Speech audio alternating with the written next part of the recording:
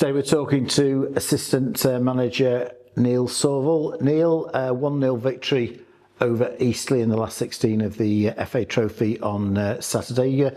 What were your thoughts on the game overall? Yeah, I thought overall it was a very controlled performance from us. Usually the way against Eastleigh, with how they set up, they're a stubborn side to break down. Obviously they've got some injury problems themselves, tough for them to have Shade, McCallum and Quigley all injured, the front line's decimated.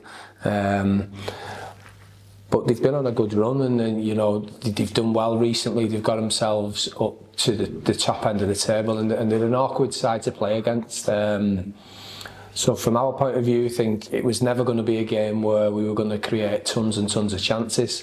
You think back to the game 2 weeks ago when we played them there and they'd gone down to 10 men. They were still, pretty stubborn in that game. So it was just going to be about us taking our moments when they came, and thankfully late on we were able to do that. And sometimes when a team come and set up the way they do, pretty defensively, and play for a counter-attack or set pieces, then it's always nice to score right at the death when they can't react with only 2 minutes to go. And it was a really special goal from Regan. Yeah, solo goal, the quality he's got, it was pretty reminiscent of Chris. I think I remember a run from Chris a couple of years ago. I think it was Barnet game at home, sit down the same side, where he kind of goes down the line and comes in along the byline, and it was very similar. So all the credit to Regan, but I said to him, had a look at the analysis this morning. If the three lads weren't in the box, who got in the box, then that then it makes it a bit more difficult for him, because if you look at the last defender, Franchaletti, I think it was, the centre half, didn't know whether to come out for him, and he tried to kind of read the pass and thought he was going to play it across, which allowed him to get the shot off. So all in all, it was a brilliant goal, wasn't it? Yeah, interesting comparison with the Chris Clark run against Barnet, which ironically set up for Regan, and Regan missed a sitter. Yeah, he did. Yeah, couldn't quite get his foot round it, could he? And he put it wide. Yeah. So Monday afternoon, Isuzu FA Trophy quarter-final draw made at Wembley Stadium, and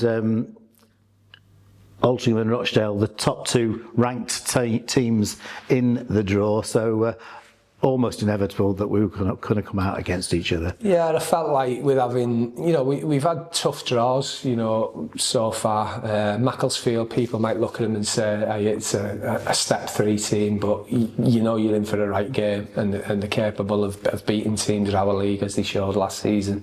And then Barnet and Eastleigh are two strong sides in strong National League sides. So we've had it kind of tough in terms of the draw, but we have had the home games, so you feel like we're not going to get another home game here. So logistically, from a travelling point of view, it's a good one, isn't it? But it's as tough a game as you could get going into the last 8. And the next league action is Braintree at home. For my money, Braintree was our worst performance of the season, and to give credit to them, on the day I thought they were very good. Yeah, definitely agree. Funny enough, we were talking about it this morning, and out of the 7 league games, I think it is, isn't it, that we've lost, that would definitely be the kind of standout game where we were really poor. I think they're on good form, aren't they, at the minute? They've picked up when the new manager's come in. I full credit to him. I think they're 5 unbeaten now. They've beat some good sides as well and had some good results. So, it's going to be a tough game playing against the team who are going to, again, set up, be awkward and be full of confidence, because they're 5 unbeaten as well. And if we're looking for an example of a team turning over a top team twice, we only have to look at Boston doing the double over York City. So we really need to be on our guard on Saturday. Yeah, definitely. Probably people look and think, if you're playing against one of the bottom teams at home, you should win, but it doesn't always work that way. You've got to be on your game in this league. That anyone is capable of beating anyone else, home or away, regardless of the league position. It's really tight at the in the top half of the table, and particularly in the part of the league that we're in at the minute, on the edge of the playoffs. But for my money, there isn't a team that's playing better than us at the moment.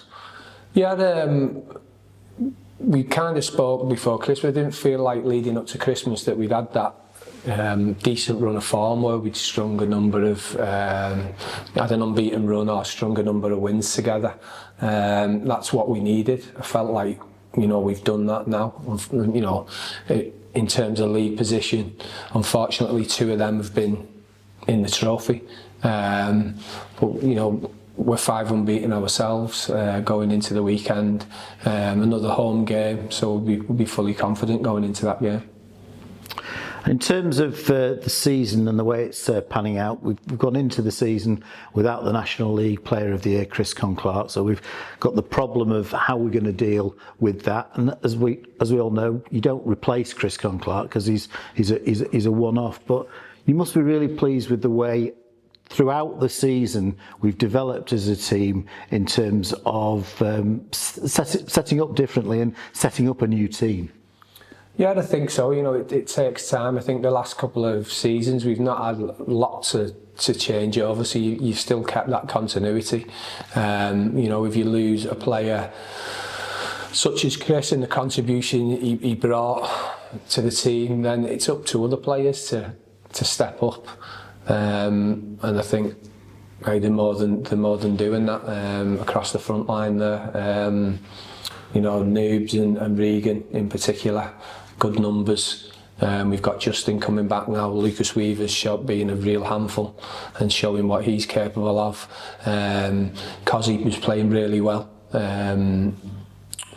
Going, you know, before his suspension, you know, he was getting starts and he contributing to the numbers at the top of the pitch. And then don't forget we've also got, you know, Carell in there as well, who's more than capable. So particularly in them wide areas, and Joe and Bix really contributing as well now.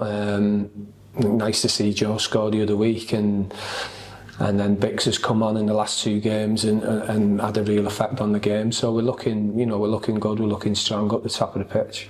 Yeah, I've been really impressed with Jake Bickerstaff. He's a really intelligent player, got very, very good touch, and he does give us a different dimension. Yeah, you know, similar to Regan in terms of giving us that stretch at the top of the pitch. You know, he's pacey or running behind.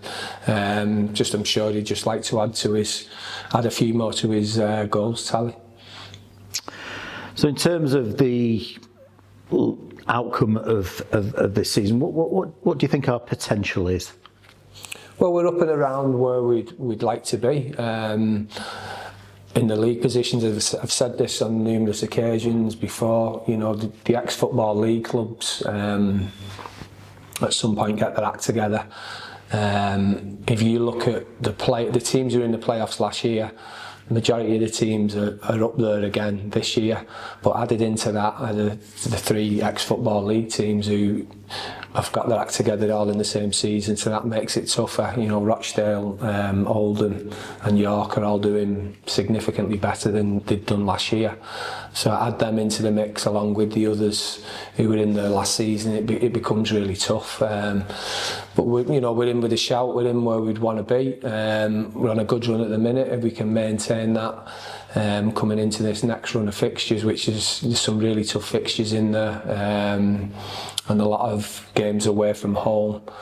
Our home form, you know, needs to be better if we want to kind of maintain them playoff positions.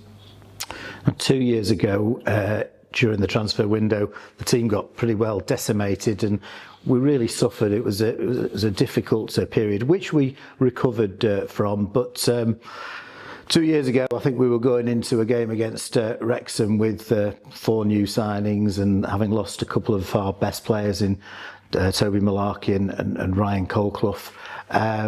Fortunately, that hasn't happened this time round, and there clearly has been a lot of interest in a number of our players. Yeah, it was, you know, looking back on 2 seasons, who did we lose? We lose Toby, didn't we? Ryan Colclough went. Elliot Newby went back, didn't he, and got sold, and Connor Jennings was the other one, wasn't it? So yeah, you pretty much had your front line wiped out.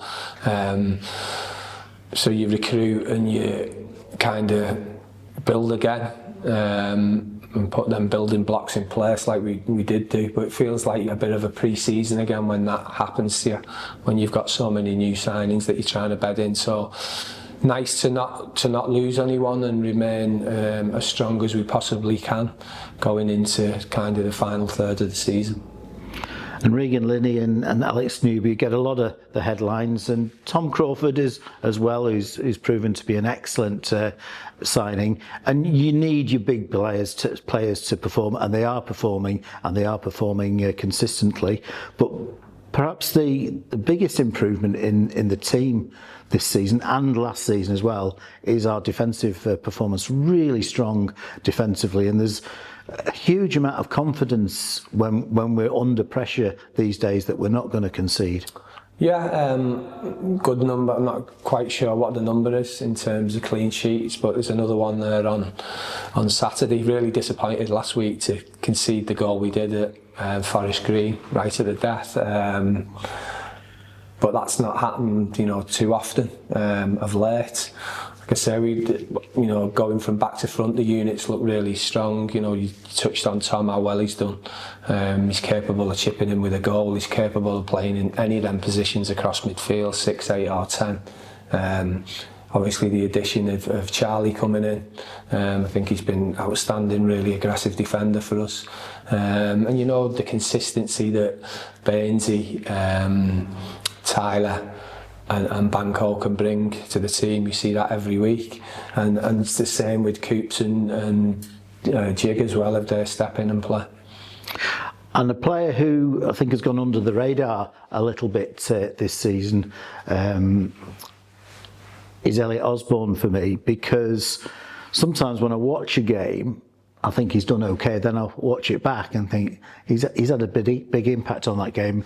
A really good example would be, I didn't realise it was him who swept the ball out to Tyler Golden, who crossed it in for Elliot Newby for the first goal against Maidenhead. But that type of thing happens on a regular occurrence when he just quietly goes about his business. Yeah, he does. He keeps everything ticking over for us. He's got quality on the ball.